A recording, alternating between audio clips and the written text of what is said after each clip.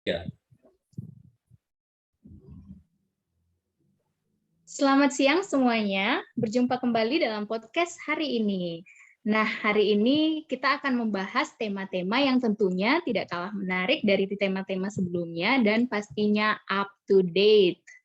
Nah, kalau bicara tentang up to date, pastinya kita berpikir tentang sesuatu isu-isu yang terkini, tentang informasi-informasi, dan tentang yang mendapatkannya itu di teknologi atau tidak informasi dalam internet, tentu saja. Nah, kalau mau bahas tentang internet, mau bahas tentang teknologi, sepertinya tidak akan habis-habisnya ya, karena teknologi dan internet ini punya perkembangan yang begitu pesat. Apalagi saat-saat ini ya, di tengah-tengah dunia yang sudah masuk pada era digital 4.0. Nah, dalam membicarakan tentang era digital ini, kita mau bahas tentang topik yang tidak begitu lama, yang masih baru juga, itu dicetus pada tahun 2007, yaitu dengan istilah digital citizenship. Seperti apa itu digital citizenship? Ayo kita ikuti bersama. Nah, digital citizenship ini sebagai informasi awal kepada kalian semua, yaitu sebuah pengetahuan, keterampilan yang digunakan untuk menggunakan teknologi dengan tepat di dunia digital, mengelola resiko yang ada, dan memanfaatkan peluang yang ditawarkan di dunia digital secara tepat dan bijak. Dalam membahas tentang digital citizenship ini yang tentunya akan sangat menarik, kita juga punya narasumber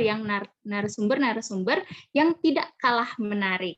Seperti topik kita hari ini, yaitu yang pertama saya perkenalkan, yaitu Bapak Arkian Budiman, yaitu kepala sekolah dari salah satu sekolah di Sangihe. Hai Pak Halo. Arkian. Halo Ibu. Ya, dan Mohon maaf. narasumber kita yang kedua yang pastinya juga memiliki ide-ide yang masih fresh, yang masih segar, dan akan sangat membantu kita dalam memahami lagi digital citizenship ini, yaitu Saudara Yoel Yogaswara, mahasiswa salah satu universitas di Indonesia. Hai Saudara Yoel. ya, halo Bu. Iya, bagaimana nih kabarnya Bapak-Bapak siang Baik, hari Bu. ini? Pasti Ya, baik. baik. Ya, oke. Nah, langsung saja nih kita tidak sabar mau dengar pendapat-pendapat dari narasumber kita yang tentunya luar biasa ini. Kita mau dengar dulu dong pendapat dari mahasiswa kita yang tentunya dengan pikiran-pikirannya yang cemerlang, ide-idenya yang cemerlang, tentang bagaimana sih pendapat Saudari Yoel mengenai digital citizenship ini. Dipersilahkan Saudara Yoel. Gimana nih? Oke, iya. Jadi karena memang ada perkembangan teknologi ya, kita melihat ada perkembangan internet dan sebagainya macamnya. Kehidupan kita jadi menyatu gitu ya dengan dunia digital. Karena itu kita disebut dengan digital citizenship gitu ya. Kita jadi warga negara digital nih. Kita banyak melakukan interaksi di dunia digital lewat media sosial, lewat internet gitu. Kita jual beli lewat sana, kita bisa jual beli lewat sana, kita berkomunikasi dengan keluarga lewat sana, bahkan ya bisa dibilang kehidupan kita gitu ya, kehidupan nyata kita juga ada di dalam dunia digital. Jadi karena itulah kita disebut dengan digital citizenship. Oke, wah. Jadi kita semua pun digital citizenship ya sebenarnya. Iya, kita semua bagian dari itu. Iya. Menurut Saudara Yoel nih, apakah perlu nggak sih pemahaman konsep digital citizenship ini di tengah-tengah masyarakat? Perlu tidak sih? Penting nggak sih? Nah, ini dia penting banget gitu ya, karena banyak gitu ya, banyak masyarakat yang sebenarnya sudah masuk gitu ya di dalam digital citizenship, tapi masih belum tahu digital citizenship ini apa. Padahal teknologi semakin berkembang, semua kegiatan membutuhkan teknologi dan juga internet, dan inilah yang jadi peran penting itu menurut saya bagi pendidikan, gitu. Di mana informasi yang tersebar di internet ini sebenarnya banyak banget gitu ya, banyak banget. Tetapi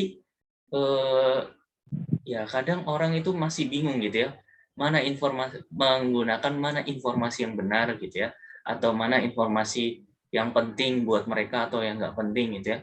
Karena informasi di internet itu banyak banget gitu ya, dan ya penelitian dari Karen Mosberger gitu ya tahun 2018 itu menyetuskan bahwa kita perlu gitu ya meningkatkan kemampuan literasi di dalam menggali informasi secara digital gitu, supaya kehidupan kita gitu ya, kehidupan kita di dunia digital ini itu dapat menjadi kehidupan yang membangun gitu, bukan malah kita makin terjerumus gitu. Hal ini juga mendukung kita untuk bisa berinteraksi gitu ya, saling bertukar informasi dengan orang lain. Dengan demikian ya harusnya pembelajaran di sekolah tidak hanya sebatas di dalam kelas saja, tetapi bisa di luar kelas, dan juga informasi atau materi itu bisa semakin diperkaya, semakin diperluas. Ya seperti itu kira-kira. Iya, setuju banget ya dengan Saudara Yoel. Penting banget nih untuk masyarakat mengerti dan tahu bahwa kita semua itu terlibat dalam penggunaan teknologi dan harus digunakan dengan baik. Apalagi saat-saat ini kabar-kabar hoax itu sering banget ya di masyarakat. Terus juga banyak juga masyarakat yang gunakan kadangkala suka emosi gitu dalam menggunakan media sosial, akhirnya udah sampai berantem, atau tidak orang-orang yang salah menggunakan data-data yang ada di dalam internet. Tentunya ini perlu sekali ya untuk diberikan kepada pendidikan dari dunia pendidikan untuk bisa menyiapkan siswa-siswa untuk bisa menggunakan teknologi dengan baik.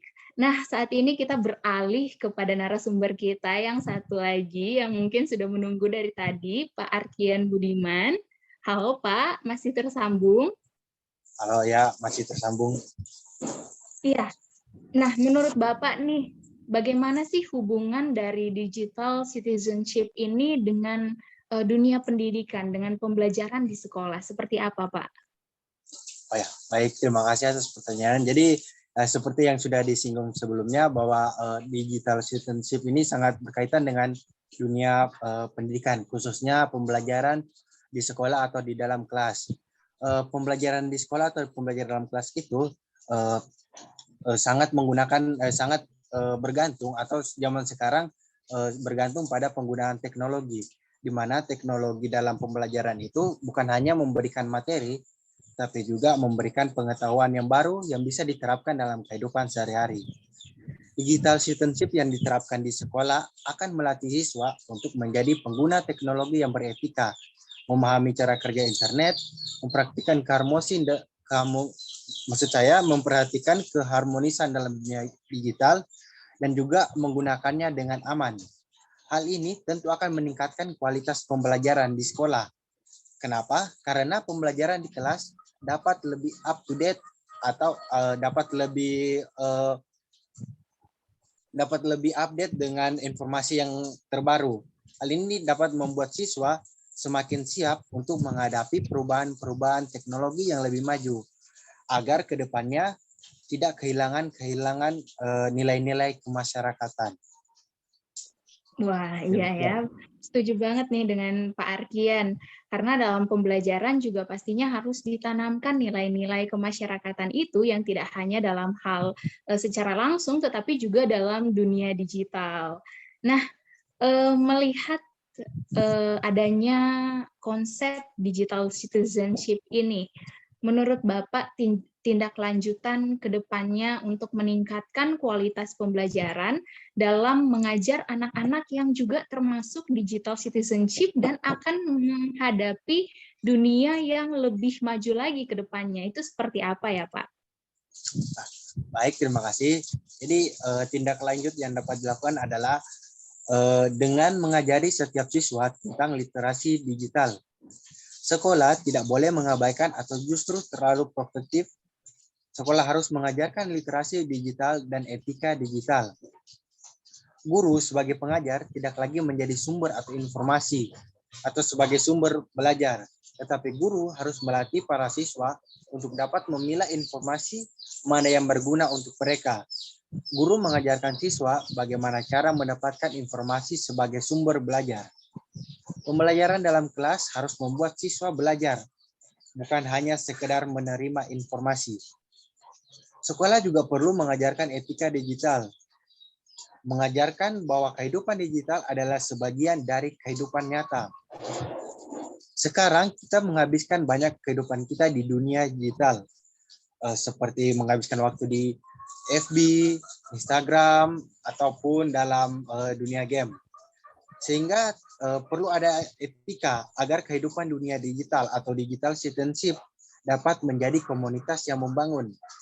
Oleh karena itu, sekolah perlu menegaskan tentang cyberbullying, tata krama, dan cara bersikap di media sosial agar siswa tidak terjerumus dalam masalah-masalah yang muncul akibat digital citizenship.